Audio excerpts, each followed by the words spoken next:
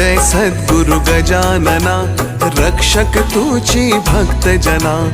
निर्गुण तू परमात्मा तू, सगुण रूपात गजानन तू। सदेह तू परिविदेह तू, देह असून देहातीत तू। माघवद्य सप्तमी दिनी, शेगावात प्रगटोनी। पुष्ट्या पत्रावळी निमित्त, विदेहत्व तव हो प्रगट।